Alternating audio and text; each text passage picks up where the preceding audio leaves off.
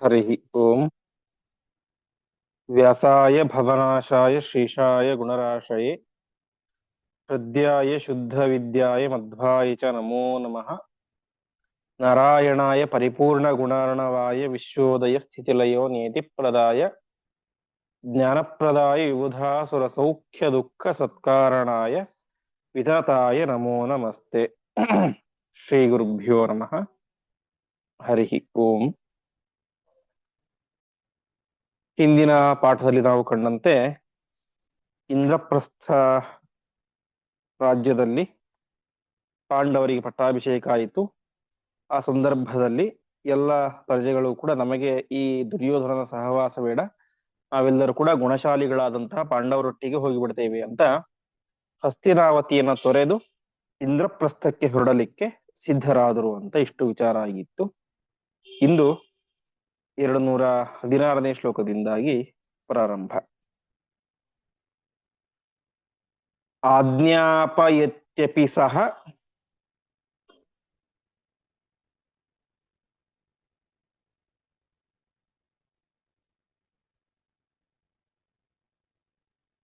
ಭೇರಿರವೇಣ ಪಾರ್ಥಾನ್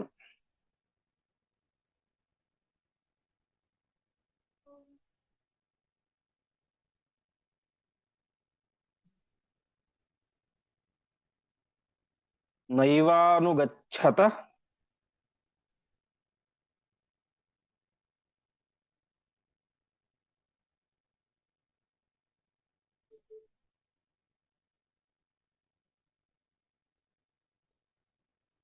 ಯದಿವ್ರಜಥಾನುವೋದ್ಯ.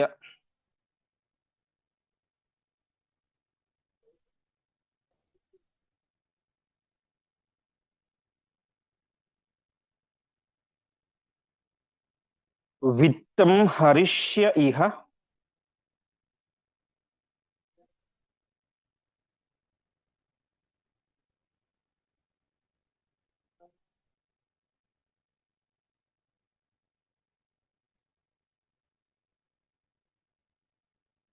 ಸರ್ವಮಪೀತಿ ತಚ್ಚ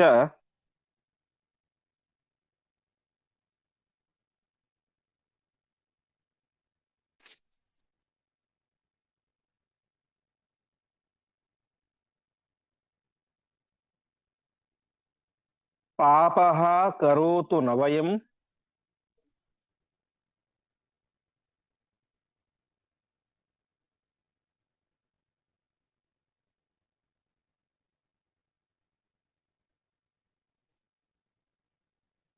ವಿಜಹಾಮ ಪಾರ್ಥಾನ್.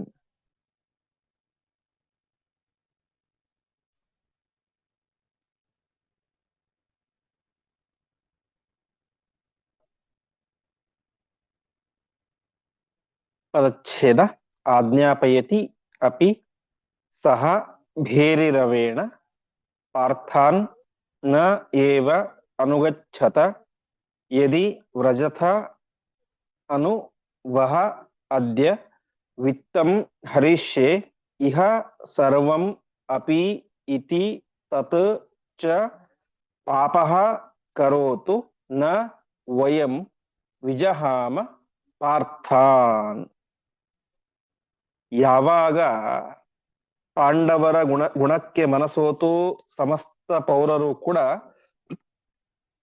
ಪಾಂಡವರ ಹಿಂದೆ ಹೊರಲಿಕ್ಕೆ ಸಿದ್ಧರಾದರು, ಆವಾಗ ದುರ್ಯೋಧನ ಬೇರೆ ಆಪ್ಷನ್ ಇರಲಿಲ್ಲ. ಅವನು ಹೇಳ್ತಾ ಇದ್ದಾನೆ, ನೀವ್ಯಾರೂ ಕೂಡ ನೈವ ಅನುಗಚ್ಚತ, ಪಾಂಡವರನ್ನ ಫಾಲೋ ಮಾಡಬೇಡಿ, ಪಾಂಡವರ ಹಿಂದೆ ಹೋಗ್ಬೇಡಿ ಅಂತ. ಒಂದು ವೇಳೆ ನೀವೇನಾದರೂ ಕೂಡ ಪಾಂಡವರ ಹಿಂದೆ ಹೋದರೆ, ಯದಿ ವ್ರಜಥ, ಒಂದು ವೇಳೆ ಹೋದರೆ ನಾನೇನ್ ಮಾಡ್ತೇನೆ, ನಿಮ್ಮ ಇಡೀ ವಿತ್ತವನ್ನ, ಸಂಪತ್ತನ್ನ, ಅರ್ಥಾತ್ ನಿಮ್ಮ ಸಮಸ್ತವಾದಂತಹ ಆಸ್ತಿಯನ್ನು ಕೂಡ ನಾನು ಹರಿಷ್ಯೆ, ಮುಟ್ಟುಗೋಲು ಹಾಕಿ ಬಿಡ್ತೇನೆ. ಅರ್ಥಾತ್ ಇಡೀ ಸಂಪತ್ತನ್ನ ರಾಜ್ಯಕ್ಕೆ ಸೇರಿಸ್ಕೊಂಡ್ಬಿಡ್ತೇನೆ ಅಷ್ಟೇ. ನಿಮ್ಮ ಮನೆ, ಜಮೀನು, ಅದು ಇದು ಎಲ್ಲ ಸಂಪತ್ತನ್ನು ಕೂಡ ರಾಜ್ಯದ ಬೊಕ್ಕಸಕ್ಕೆ ಸೇರಿಸಿ ಬಿಡ್ತೇನೆ ಅಂತ ದುರ್ಯೋಧನ ಭೇರಿ ರವೇಣ, ಭೇರಿ ಅಂದ್ರೆ ಡಂಗುರ, ರವ ಅಂದ್ರೆ ಧ್ವನಿ, ಡಂಗುರದವನ್ನು ಸಾರುವ ಮೂಲಕ ಎಲ್ಲ ಕಡೆ ಆಜ್ಞಾಪನೆಯನ್ನು ಮಾಡ್ತಾ ಇದ್ದಾನೆ. ಭೇರಿ ರವೇಣ ಆಜ್ಞಾಪಯತಿ, ಇಷ್ಟು ಮಾಡಿದರೂ ಕೂಡ ಪ್ರಜೆಗಳು ಹೇಳ್ತಾ ಇದ್ದಾರೆ, ಈ ಪಾಪಿಷ್ಟನಾದಂತಹ ದುರ್ಯೋಧನ ಅದನ್ನೂ ಮಾಡ್ಲಿ, ತಚ್ಚ ಕರೋತು, ನಮ್ಮ ಆಸ್ತಿಯನ್ನು ಕೂಡ ಮುಟ್ಟುಗೋಲು ಹಾಕ್ಲಿ, ಆದರೆ ನಾವು ಮಾತ್ರ ಪಾರ್ಥಾನ್ ನವಿಜಾಮಹ, ಪಾಂಡವರನ್ನು ಬಿಟ್ಟಿರ್ಲಿಕ್ಕೆ ಸಾಧ್ಯ ಇಲ್ಲ ಅಂತ. ಪಾಂಡವರ ಪ್ರಭಾವ ಅವರ ಮನಸ್ಸಿನ ಮೇಲೆ ಯಾವ ರೀತಿಯಾಗಿತ್ತು ಅಂತ, ತಮ್ಮ ಸಮಸ್ತ ಆಸ್ತಿಯನ್ನು ತಾವು ಮುಟ್ಟುಗೋಲು ಹಾಕಿ ರಾಜ್ಯಕ್ಕೆ ಸೇರಿಸಿದಂತ ದುರ್ಯೋಧನನಂತಹ ಪಾಪಿಷ್ಠ ಡಂಗುರ ಸಾರಿ ಹೇಳ್ತಾ ಇದ್ದಾನೆ. ಅಷ್ಟು ಹೇಳಿದ್ರು ಕೂಡ ಪ್ರಜೆಗಳು ಹೇಳ್ತಾ ಇದ್ದಾರೆ, ಆಸ್ತಿ ಹೋದ್ರೆ ಹೋಯ್ತು, ನಾವು ಪಾಂಡವರನ್ನು ಬಿಟ್ಟಿರ್ಲಿಕ್ಕೆ ಸಾಧ್ಯ ಇಲ್ಲ ಅಂತ ತಮ್ಮ ಒಂದು ಗುಣ ನಿಷ್ಠೆಯನ್ನ ತಾವು ವ್ಯಕ್ತಪಡಿಸ್ತಾ ಇದ್ದಾರೆ. ಈ ರೀತಿಯಾದಂತಹ ಒಂದು ಪ್ರಸಂಗ ಅಲ್ಲಿ ನಡೀತಾ ಇದೆ. ಮುಂದೆ ಸದ್ಭಿರ್ಹಿ ಸಂಗತಿ ರಿಹೈವ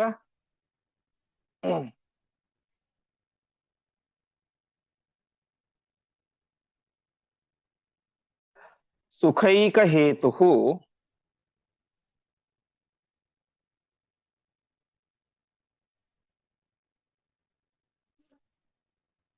ಮೋಕ್ಷೈಕ ಹೇತುರುತ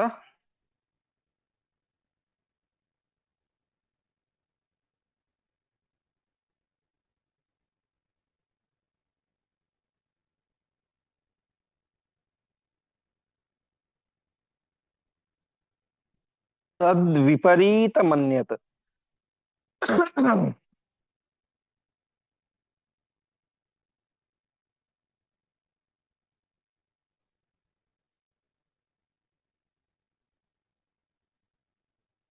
ತಸ್ಮಾತ್ ವ್ರಜೇಮ ಸಹ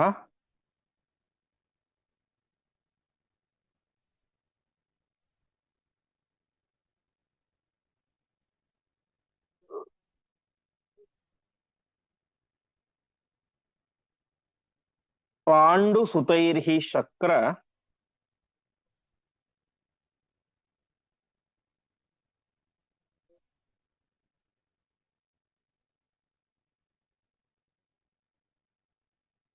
ಪ್ರಸ್ಥಂ ತ್ವಿತಿ ಸ್ಮ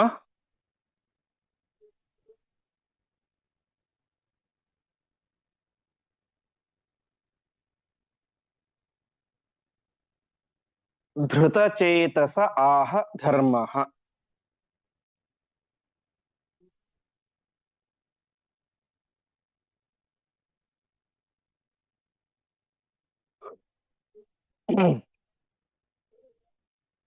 ಪದಚ್ಛೇದ.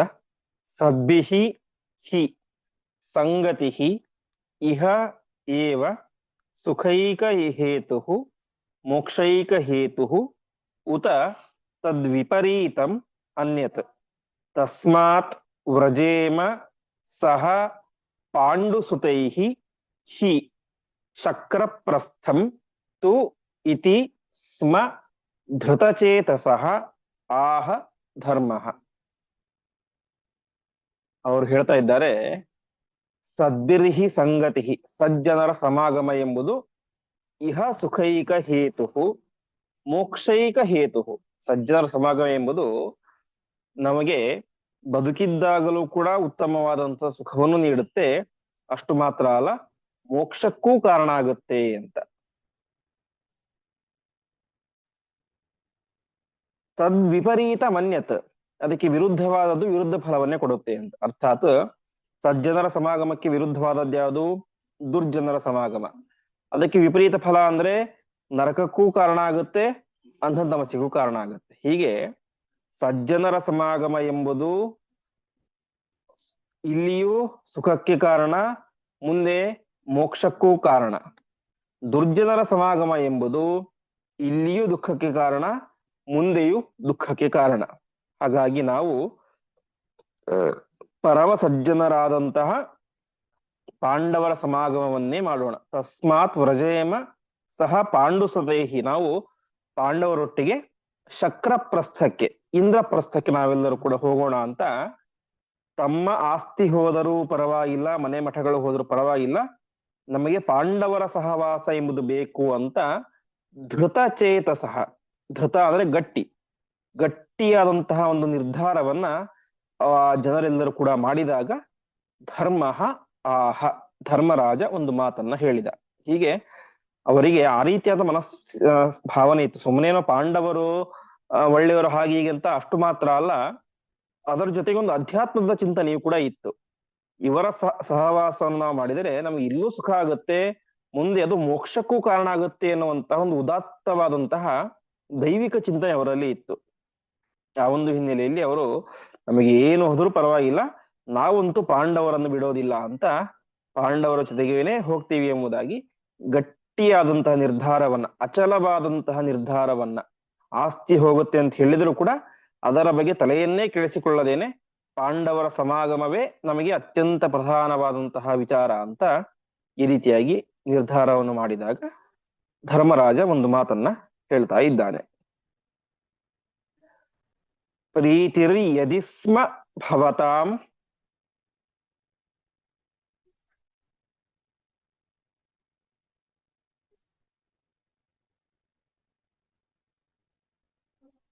ಮಯಿ ಸಾನುಜೇಸ್ತಿ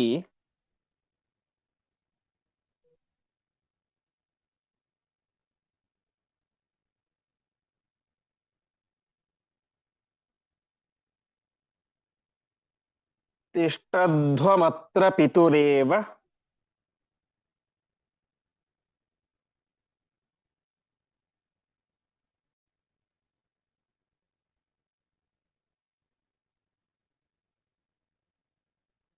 ಹಿ ಶಾಸನೇಮೆ.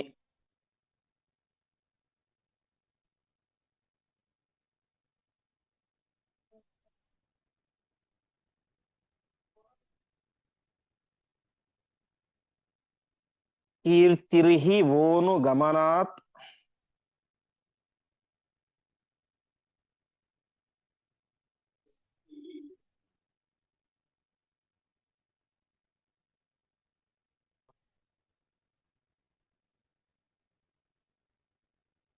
ಪಿತುರತ್ಯಯೇನ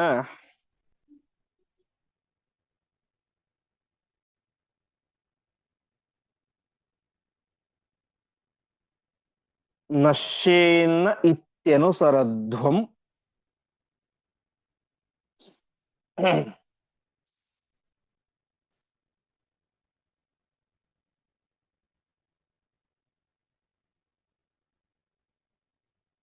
ಇಹಾಂಬಿಕೇಯಂ.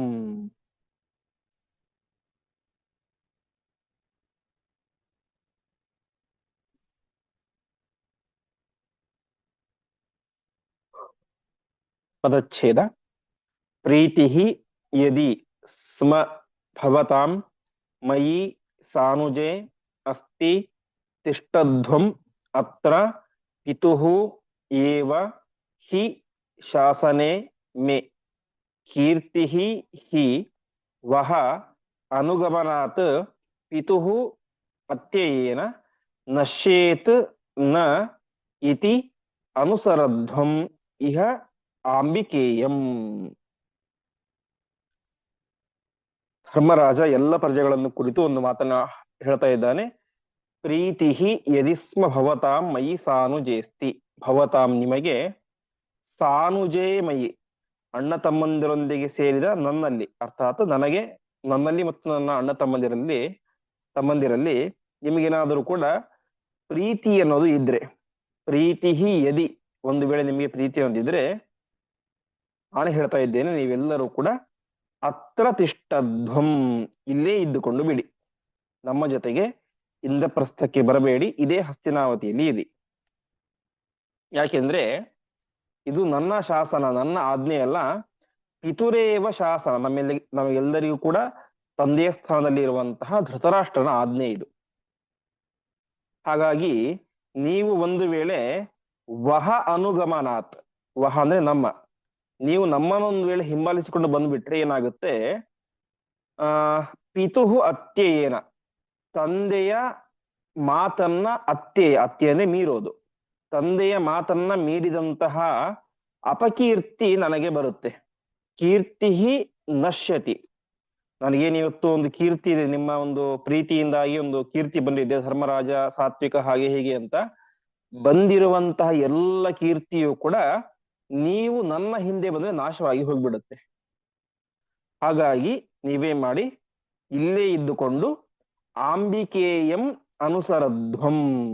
ಆಂಬಿಕೇಯ ಅಂದ್ರೆ ಧೃತರಾಷ್ಟ್ರ, ಅಂಬಿಕೆಯ ಮಗ, ಅವನನ್ನೇ ನೀವೇನ್ ಮಾಡಿ ಅನುಸರಧ್ವ ಅಂದ್ರೆ ಫಾಲೋ ಮಾಡ್ಕೊಂಡಿರಿ. ಅರ್ಥಾತ್ ಅವನು ಹೇಗೆ ಹೇಳ್ತಾನೋ ಹಾಗೆ ಕೇಳ್ಕೊಂಡು ಇಲ್ಲೇ ಇರಿ, ನಮ್ಮ ಹಿಂದೆ ಬರಬೇಡಿ ಅಂತ ಸ್ವಲ್ಪ ಕಟುವಾಗಿ ಹೇಳಿದ. ಆಯ್ತಾ, ಅವನ ಉದ್ದೇಶ ಇಷ್ಟು, ನಾಳೆ ನನಗೆ ಅಪಕೀರ್ತಿ ಬರಬಾರದು, ಇಲ್ಲಿ ಹಸ್ತಿನಾವತಿಲಿ ಇವರು ಇದ್ದಾರೆ ಇಷ್ಟು ವರ್ಷಗಳ ಕಾಲ, ಮುಂದೆ ಇಲ್ಲೇ ಇರಲಿ, ನಾವು ನಮ್ಮ ಪಾಡಿಗೆ ನಮ್ಮ ಇಂದ್ರಪ್ರಸ್ಥಕ್ಕೆ ಹೋಗ್ತೇವೆ ಅಂತ ಹೇಳ್ತಾ ಇದ್ದಾನೆ. ಹೀಗೆ ನೋಡಿ ಪ್ರಜೆಗಳೇ, ನಿಮಗೂ ನನ್ನಲ್ಲಿ ಮತ್ತು ನನ್ನ ತಮ್ಮಂದಿರಲ್ಲಿ ಪ್ರೀತಿ ಅನ್ನೋದಿದ್ರೆ ನೀವೆಲ್ಲರೂ ಕೂಡ ನಮ್ಮ ಹಿಂದೆ ಬರಬೇಡಿ, ಇಲ್ಲಿಯೇ ಇರಿ. ಇದು ನಮ್ಮ ತಂದೆಯ ಶಾಸನ, ತಂದೆಗೆ ಸಮಾನಾದಂತಹ ಧೃತರಾಷ್ಟ್ರನ ಶಾಸನ. ಹಾಗಾಗಿ ಒಂದು ವೇಳೆ ಏನಾದರೂ ಕೂಡ ನೀವು ಧೃತರಾಷ್ಟ್ರನ ಆಜ್ಞೆಯನ್ನ, ಶಾಸನವನ್ನ ಮೀರಿ ನಮ್ಮ ಹಿಂದೆ ಬಂದ್ಬಿಟ್ರೆ ನಮ್ಮ ಕೀರ್ತಿ ನಾಶವಾಗಿ ಹೋಗುತ್ತೆ. ಹಾಗಾಗಿ ನೀವು ನಮ್ಮ ಹಿಂದೆ ಬರಬೇಡಿ, ಇಲ್ಲೇ ಇದ್ದುಕೊಂಡು ಧೃತರಾಷ್ಟ್ರ ಯಾವ ರೀತಿಯಾಗಿ ಹೇಳ್ತಾನೋ ಆ ರೀತಿಯಾಗಿ ಕೇಳ್ಕೊಂಡಿರಿ ಎಂಬುದಾಗಿ ಸಮಸ್ತ ಪ್ರಜೆಗಳಿಗೂ ಕೂಡ ಧರ್ಮರಾಜ ಹೇಳ್ತಾ ಇದ್ದಾನೆ. ಮುಂದೆ ಇತ್ತೇವ ತೈಹಿ ಪುರಜನಾಃ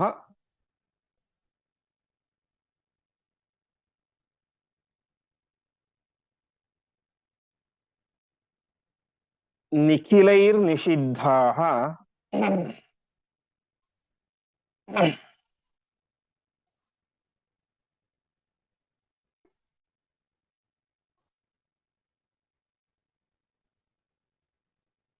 ಕೃಚ್ಛ್ರೇಣ ತಸ್ಥುರಪಿ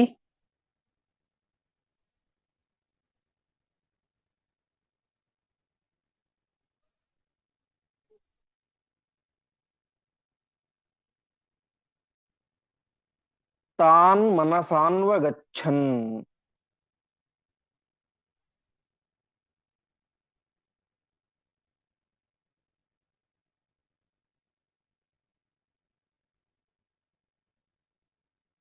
ಪ್ರಾಪ್ಯಾಥ ಶಕ್ರಪುರಂ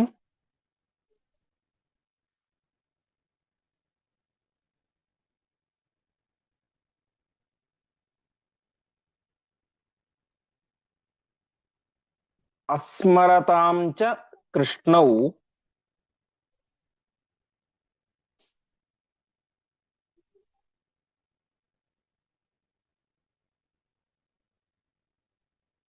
ದೇವೇಶ ವರ್ಧಕಿಂ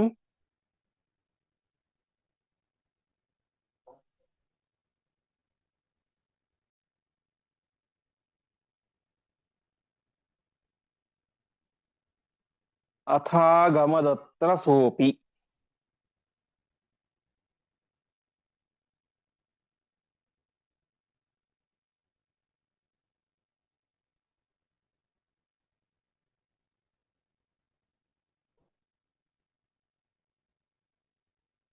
ಪದಚ್ಛೇದ ಇತಿ ಏವ ತೈಃ ಪುರಜನಾಃ ನಿಖಿಲೈಃ ನಿಷಿದ್ಧಾಃ ಕೃಚ್ಛ್ರೇಣ ತಸ್ಥುಃ ಅಪಿ ತಾನ್ ಮನಸಾ ಅನ್ವಗಚ್ಚನ್. ಪ್ರಾಪ್ಯ ಅಥ ಶಕ್ರಪುರಂ ಅಸ್ಮರತಾಂ ಚ ಕೃಷ್ಣೌ ದೇವೇಶವರ್ಧಕಿಂ ಅಥ ಅಗಮತ್ ಅತ್ರ ಸಹ ಅಪಿ. ಹೀಗೆ ನಿಖಿಲೈಹಿ ಎಲ್ಲ ಪಾಂಡವರು ಕೂಡ ತಾವೇ ಮಾಡಿದರು, ಆ ಎಲ್ಲ ನಗರದ ವಾಸಿಗಳನ್ನ, ನಾಗರಿಕರನ್ನ ನಿಷಿದ್ಧಾಹ ತಡೆದರು, ಬರಬೇಡಿ ಅಂತ ತಡೆದರು. ತಡೆದಾಗ ತುಂಬಾ ಕಷ್ಟ ಆಯಿತು ಎಲ್ಲ ಪಟ್ಟಣಿಗರಿಗೆ. ಕೃಚ್ಛ್ರೇಣ ತಸ್ತು, ಕೃಚ್ಛ್ರ ಅಂದ್ರೆ ಕಷ್ಟ ಅಂತ. ತುಂಬಾ ಕಷ್ಟಪಟ್ಟು ಅವರು ಹಸ್ತಿನಾವತಿಯಲ್ಲಿ ಇದ್ದರು. ಪೂರ್ತಿಯಾಗಿ ಹಸ್ತಿನಾವತಿಯಲ್ಲಿ ಇದ್ದರು ಎಲ್ಲ ಪ್ರಜೆಗಳು? ಖಂಡಿತ ಇಲ್ಲ. ತಾನ್ ಮನಸಾನ್ವಗಚ್ಚನ್, ಅವರ ದೇಹ ಮಾತ್ರ ಕಷ್ಟಪಟ್ಟುಕೊಂಡು ಹಸ್ತಿನಾವತಿಯಲ್ಲಿತ್ತು, ಆದರೆ ಮನಸ ತಾನ್ ಅನ್ವಗಚ್ಚನ್, ಮನಸ್ಸಿನಿಂದಾಗಿ ಅವರು ಪಾಂಡವರ ಹಿಂದೆಯೇ ಹೋದ್ರು ಅಂತ. ಅರ್ಥಾತ್ ಅವರ ಮನಸ್ಸು ಯಾವಾಗಲೂ ಕೂಡ ಪಾಂಡವರನ್ನೇ ಸ್ಮರಣೆ ಮಾಡ್ತಾ ಇತ್ತು, ಪಾಂಡವರಲ್ಲೇ ಮನಸ್ಸು ಇತ್ತು. ಹೀಗಾಗಿ ಕಷ್ಟಪಟ್ಟು ಪಾಂಡವರು ಹೇಳಿದ್ದಾರೆ ಅಂತ ಅಲ್ಲಿ ಅನಿವಾರ್ಯವಾಗಿ ದೇಹದಿಂದಾಗಿ ಮಾತ್ರ ಹಸ್ತಿನಾವತಿಯಲ್ಲಿ ಪ್ರಜೆಗಳು ಇದ್ದರು ಅಂತ ಇಷ್ಟ ಆಯಿತು. ಅಷ್ಟಾದ ಮೇಲೆ ಇವರು ಶಕ್ರಪುರಂ ಪ್ರಾಪ್ಯ ಇಂದ್ರಪ್ರಸ್ಥಕ್ಕೆ ಬಂದ್ರು. ಇಂದ್ರಪ್ರಸ್ಥಕ್ಕೆ ಬಂದಾಗ ಹಿಂದೆ ಹೇಳಿದಂತೆ ಇಂದ್ರಪ್ರಸ್ಥ ಆಗಿನ ಕಾಲದಲ್ಲಿ ಒಂದು ಬರಡು ಭೂಮಿ, ಬಂಜರು ಭೂಮಿ, ಏನೂ ಇಲ್ಲದೆ ಇರುವಂತಹ ಒಂದು ಪ್ರದೇಶ. ಹಾಗಾಗಿ ಅಲ್ಲಿ ಪಾಂಡವರಿಗೆ ಅರಮನೆ ನಿರ್ಮಾಣ ಆಗಬೇಕು, ಎಲ್ಲ ಮೂಲಭೂತ ಸೌಕರ್ಯಗಳು ಬೇಕು. ಅದಕ್ಕೋಸ್ಕರ ಕೃಷ್ಣವು, ಇಬ್ಬರು ಕೃಷ್ಣರು, ವಾಸಿಷ್ಠ ಕೃಷ್ಣ, ಯಾದವ ಕೃಷ್ಣ, ವೇದವ್ಯಾಸರು ಮತ್ತು ಕೃಷ್ಣ ತಕ್ಷಣ ಏನ್ ಮಾಡಿದ್ರು, ದೇವೇಶ ವರ್ಧಕಿಂ ಅರ್ಥಾತ್ ವಿಶ್ವಕರ್ಮ, ದೇವಶಿಲ್ಪಿಯಾದಂತಹ ವಿಶ್ವಕರ್ಮನನ್ನ ಅಸ್ಮರತಾಂ ಸ್ಮರಣೆ ಮಾಡಿದರು. ತಕ್ಷಣ ವಿಶ್ವಕರ್ಮ ಅಲ್ಲಿಗೆ ಬಂದ. ಮುಂದೆ ವಾಸಿಷ್ಠಪೇನ ಯದುಪೇನ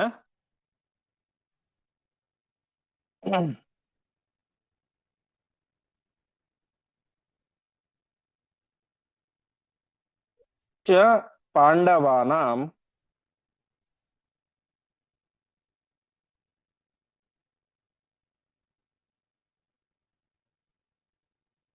ರತ್ನೋತ್ಕರಂ ಕುರುಪುರಂ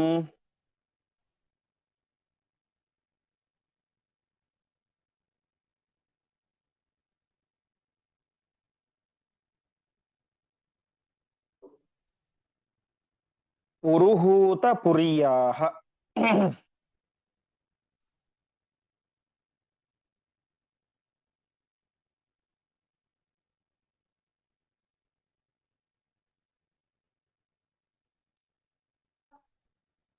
ಸಾದೃಶ್ಯತಸ್ತ್ವಿತಿ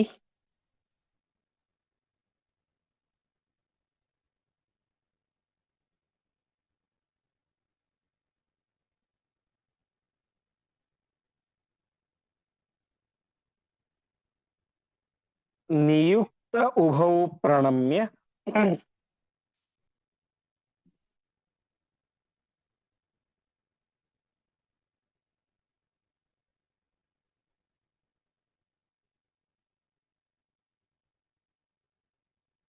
ಸರ್ವೇಶ್ವರೌ ಸಹ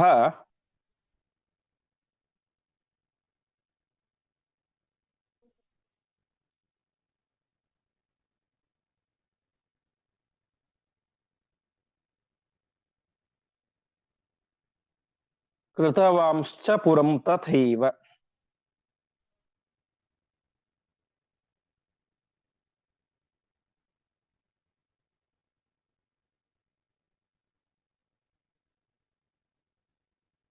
ಪದಚ್ಛೇದ ವಾಸಿಷ್ಠಪೇನ ಯದುಪೇನ ಚ ಪಾಂಡವಾನಾಂ ರತ್ನೋತ್ಕರಂ ಕುರು ಪುರಂ ಪುರುಹೂತಪುರ್ಯಾಃ ಸಾದೃಶ್ಯತಃ ತು ಇತಿ ನಿಯುಕ್ತಃ ಉಭೌ ಪ್ರಣಮ್ಯ ಸರ್ವೇಶ್ವರೌ ಸಹ ಕೃತವಾನ್ ಚ ಪುರಂ ತಥಾ ಏವ.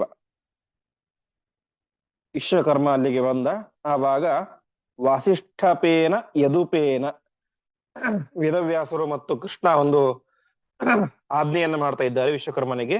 ಏನಂತ, ಈ ಪಾಂಡವರಿಗೆ ಒಂದು ರತ್ನೋತ್ಕರಂ ಪುರಂ ಕುರು, ರತ್ನದಿಂದ ತುಂಬಿದಂತಹ, ಅರ್ಥಾತ್ ಮನೆ, ಒಂದು ದೊಡ್ಡ ಅರಮನೆ ನಿರ್ಮಾಣ ಮಾಡು, ನಗರವನ್ನು ನಿರ್ಮಾಣ ಮಾಡು.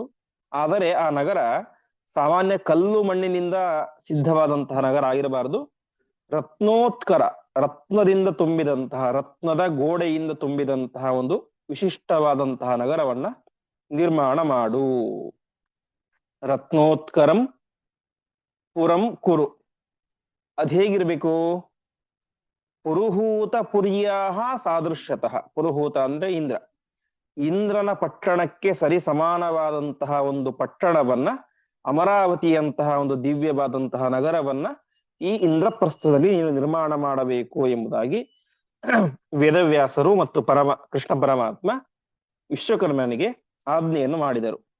ಆ ರೀತಿಯಾಗಿ ಹೇಳಿದಾಗ ಆ ವಿಶ್ವಕರ್ಮ ಉಭೌ ಪ್ರಣಮ್ಯ, ಅವರಿಬ್ಬರಿಗೂ ನಮಸ್ಕಾರವನ್ನು ಮಾಡಿ, ಸರ್ವಜ್ಞರಾದಂತಹ ಅವರಿಬ್ಬರಿಗೆ ನಮಸ್ಕಾರವನ್ನು ಮಾಡಿ, ಸರ್ವೇಶ್ವರವು ಎಲ್ಲರಿಗೂ ಒಡೆಯರಾದಂತಹ ಅವರಿಬ್ಬರಿಗೆ ನಮಸ್ಕಾರವನ್ನು ಮಾಡಿ, ಅವರು ಯಾವ ರೀತಿಯಾಗಿ ಹೇಳಿದ್ದರೋ ಅದೇ ರೀತಿಯಾಗಿ ಪುರಂ ಕೃತವಾನ್, ಇಂದ್ರಪ್ರಸ್ಥವನ್ನ ನೂತನವಾಗಿ ನಿರ್ಮಾಣ ಮಾಡಿ ಕೊಟ್ಟ. ಹೀಗೆ ಸಜ್ಜನರು ಎಲ್ಲಿ ಕಾಲಿಡ್ತಾರೋ ಅಲ್ಲಿ ಸರ್ವ ಸಮೃದ್ಧಿಯಾಗುತ್ತೆ ಅನ್ನೋದಕ್ಕೆ ಪಾಂಡವರೇ ಒಂದು ದೊಡ್ಡ ದೃಷ್ಟಾಂತ. ಬಂಜರು ಭೂಮಿಯಾಗಿದ್ದಂತಹ ಇಂದ್ರಪ್ರಸ್ಥವನ್ನು ಧೃತರಾಷ್ಟ್ರ ಕೊಟ್ಟರೆ ಇಂದ್ರನ ಪಟ್ಟಣವನ್ನೇ ಮೀರಿಸುವಂತಹ ರತ್ನಮಯವಾದಂತಹ ಪಟ್ಟಣವನ್ನ ಅಲ್ಲಿ ಪಾಂಡವರು ನಿರ್ಮಿಸಿದರು ಪರಮಾತ್ಮ ಅನುಗ್ರಹದಿಂದಾಗಿ. ಹೀಗೆ ಹಸ್ತಿನಾವತಿಯನ್ನೇ ಮೀರಿಸುವಂತಹ ದೊಡ್ಡ ಪಟ್ಟಣ ಇಂದ್ರಪ್ರಸ್ಥದಲ್ಲಿ ನಿರ್ಮಾಣ ಆಯಿತು. ಸರಿ, ಪಟ್ಟಣವೇನೋ ನಿರ್ಮಾಣ ಆಯಿತು. ಪಟ್ಟಣಕ್ಕೆ, ಮನೆಗೆ, ಹಳ್ಳಿಗಳಿಗೆ ಯಾವಾಗ ಶೋಭೆ? ಜನರಿದ್ರೆ ಶೋಭೆ. ಜನನೇ ಬರ್ಲಿಲ್ವಾ ಅಂತಂದ್ರೆ ಅದಕ್ಕೆ ಮುಂದಿನ ಶ್ಲೋಕದಲ್ಲಿ ತಿಳಿಸ್ತಾ ಇದ್ದಾರೆ. ದೇಶಂಚ ನಾತಿ ಜನ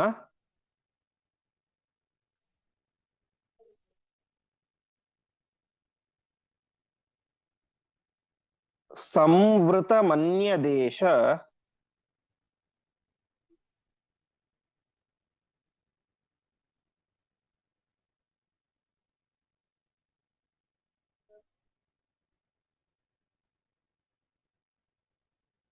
ಸಂಸ್ಥೈಃ ಜನೈಃ ಅಭಿಪುಪೂಹು.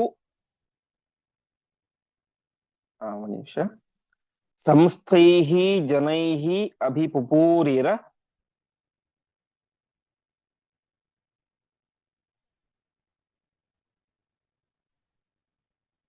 ಆಶು ಪಾರ್ಥಾಃ.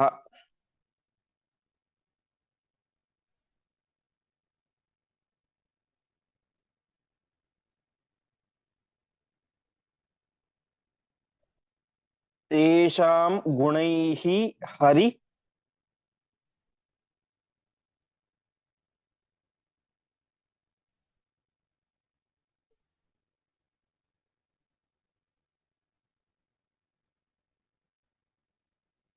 ಪದಾನತಿ ಹೇತುತಶ್ಚ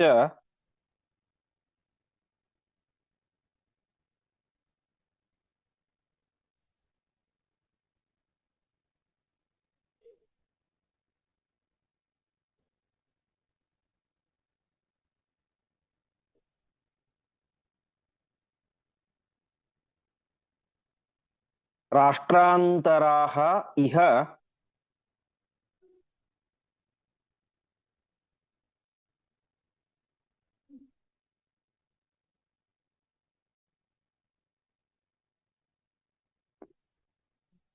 ಶುಭಾ ವಸತಿ ಸ್ಮ ಚಕ್ರುಹು.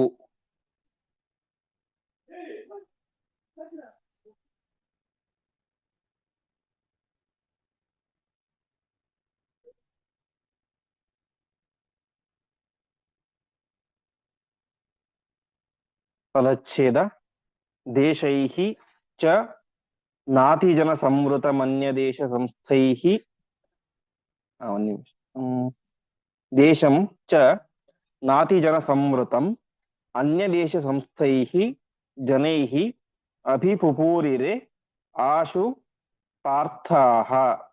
ತೇಷಾಂ ಗುಣೈಃ ಹರಿಪದಾನತಿ ಹೇತುತಃ ಚ ರಾಷ್ಟ್ರಾಂತರಾಃ ಇಹ ಶುಭಾಃ ವಸತೀಃ ಸ್ಮ ಚಕ್ರುಹು.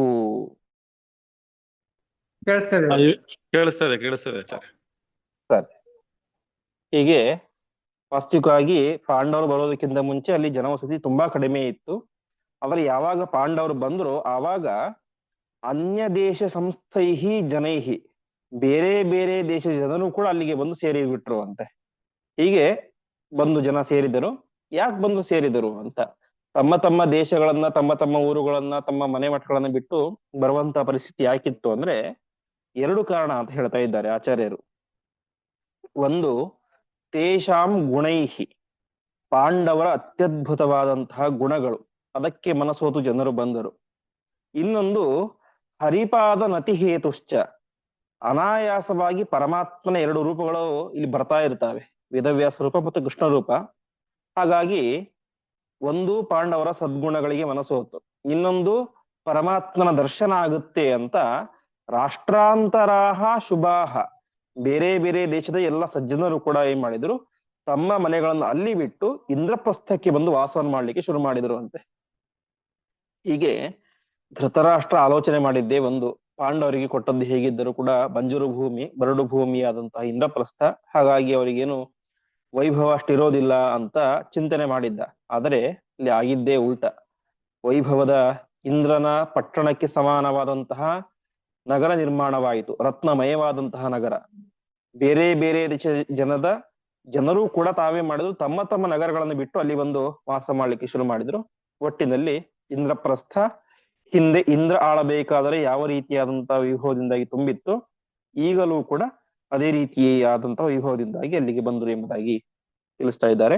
ವಿಶೇಷವಾಗಿ ಭಾಗವತದ ಆದಿಪರ್ವದಲ್ಲಿ ಹೇಳುವಂತೆ ತತ್ರ ಗಚ್ಚನ್ ದ್ವಿಜಾರಾಜನ್ ಸರ್ವೇ ವೇದ ವಿಧಾಂವರಾಹ ಅಂತ ವೇದ ವಿದ್ಯಾ ವಿಶಾರದರಾದಂತಹ, ಸಮಗ್ರ ವೇದಗಳನ್ನು ಅಧ್ಯಯನ ಮಾಡಿದಂತಹ ಅನೇಕ ಬ್ರಾಹ್ಮಣರು ಅಲ್ಲಿಗೆ ಬಂದರು.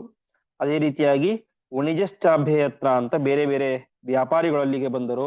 ಅನೇಕ ವಿದ್ಯೆಗಳಲ್ಲಿ ಕುಶಲರಾದಂತಹ ಕರಕುಶಲ ವ್ಯಕ್ತಿಗಳು ಅಲ್ಲಿಗೆ ಬಂದರು. ಹೀಗೆ ಒಟ್ಟಿನಲ್ಲಿ ಜಗತ್ತಿನಲ್ಲಿ ಇರುವಂತಹ ಸಕಲ ಸಜ್ಜನರು ಕೂಡ ಅಲ್ಲಿಗೆ ಬಂದು ವಾಸವನ್ನು ಮಾಡ್ಲಿಕ್ಕೆ ಶುರು ಮಾಡಿದರು. ಪರಮಾತ್ಮನ ದರ್ಶನವನ್ನು ಮಾಡ್ತಾ ಇದ್ರು.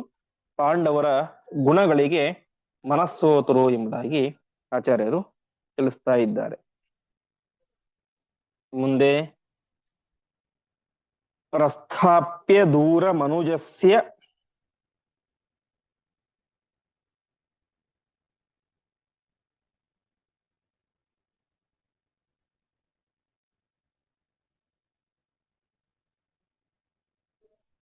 ಸ್ತುತಾನ್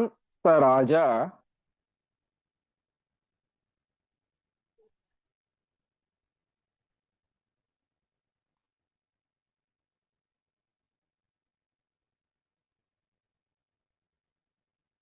ಚಕ್ರೇಭಿಷೇಕಮಪಿ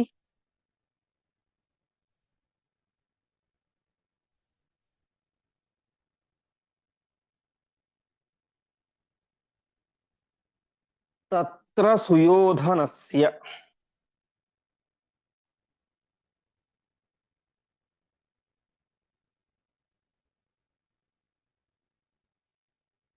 ದುಶಾಸನಂ ಚ ಯುವರಾಜಂ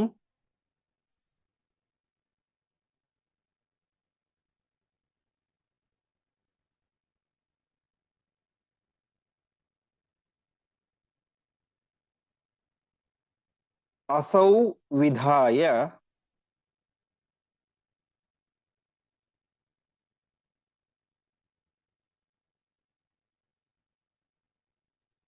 ಮೇನೆ ಕೃತಾರ್ಥಮಿವ ಚ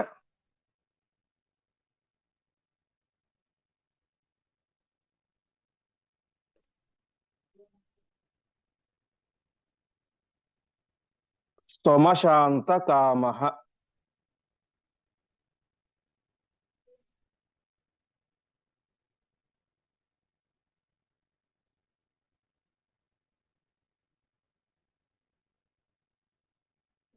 ಪದಚ್ಛೇದ ಪ್ರಸ್ಥಾಪ್ಯ ದೂರಂ ಅನುಜಸ್ಯ ಸುತಾನ್ ಸಹ ರಾಜ ಚಕ್ರೆ ಅಭಿಷೇಕಂ ಅಪಿ ತತ್ರ ಸುಯೋಧನಸ್ಯ ದುಶಾಸನಂ ಚ ಯುವರಾಜಂ ಅಸೌ ವಿಧಾಯ ಮೇನೆ ಕೃತಾರ್ಥಂ ಇವ ಚ ಸ್ವಂ ಅಶಾಂತ ಕಾಮಃ. ಕೊನೆಗೆ ಹೇಗೋ ಮಾಡಿ ಅನುಜಸ್ಯ ಸುತಾನ್ ತಮ್ಮನ ಮಕ್ಕಳನ್ನ ಏನ್ ಮಾಡಿದ ಧೃತರಾಷ್ಟ್ರ ದೂರಂ ಪ್ರಸ್ಥಾಪ್ಯ ತನ್ನ ರಾಜ್ಯದಿಂದ ದೂರ ಕಳಿಸಿದ. ಅದಾದ ಮೇಲೆ ಹಸ್ತಿನಾವತಿಯಲ್ಲಿ ಏನ್ ಮಾಡಿದ ಸುಯೋಧನಸ್ಯ ಅಭಿಷೇಕಂ ದುರ್ಯೋಧನನಿಗೆ ಪಟ್ಟಾಭಿಷೇಕವನ್ನು ಮಾಡಿದ. ಅದಾದ ಮೇಲೆ ಯುವರಾಜ ಪಟ್ಟದಲ್ಲಿ ದುಶಾಸನಂ ವಿಧಾಯ ದುಶಾಸನನನ್ನ ಯುವರಾಜನನ್ನಾಗಿ ಮಾಡಿದ. ಇಷ್ಟಾಗಿ ಕೃತಾರ್ಥಮಿವ ಕೃತಾರ್ಥನಾದಂತೆ ಭಾವಿಸಿದ. ಯಾಕೆಂತಂದ್ರೆ ಅಶಾಂತ ಕಾಮಃ ಅವನಿಗಿನ್ನು ಭೋಗದ ಬುದ್ಧಿ ಹೋಗಿರ್ಲಿಲ್ಲ ಅಂತ, ಮನಸ್ಸಿನಲ್ಲಿ ಪರಿಪೂರ್ಣವಾದಂತಹ ಶಾಂತತೆ ನೆಮ್ಮದಿ ಇರಲಿಲ್ಲ.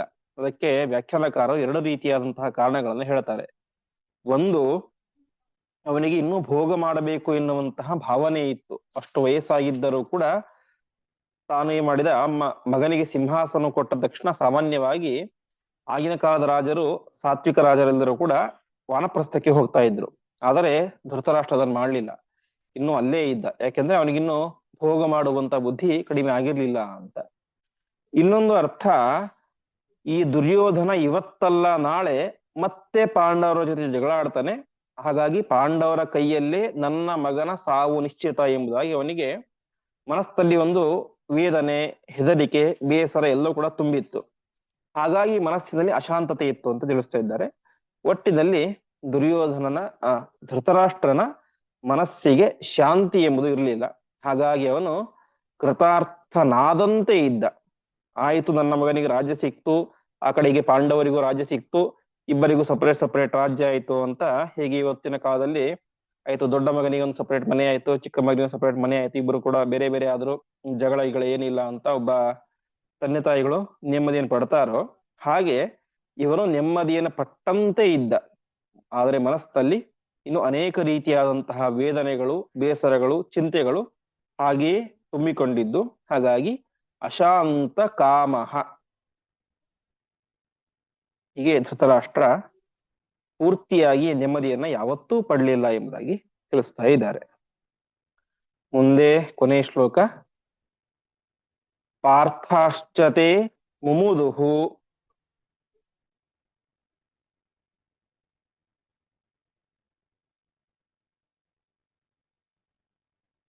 ಅತ್ರ ವಸಿಷ್ಠ ವೃಷ್ಣಿ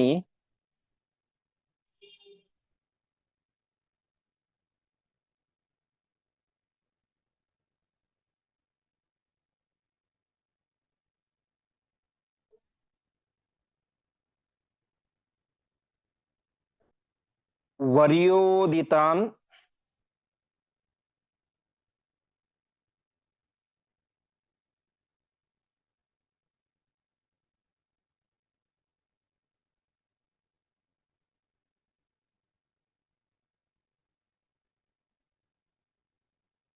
ಅಖಿಲ ತತ್ವ ವಿನಿರ್ಣಯಾಂಸ್ತು.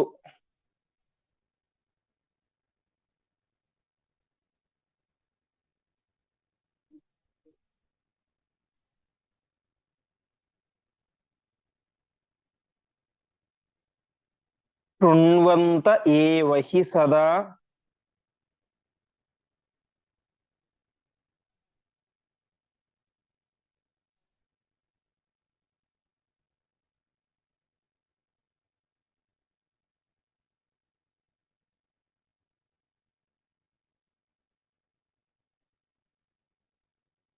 ಪೃಥಿವೀಂ ಚ ಧರ್ಮಾತ್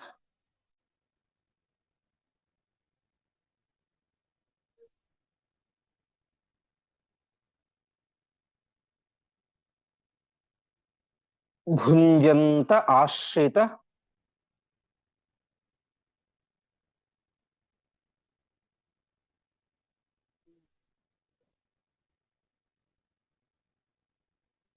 ರಮಾಪತಿ ಪಾದ ಯುಗ್ಮಾಹ.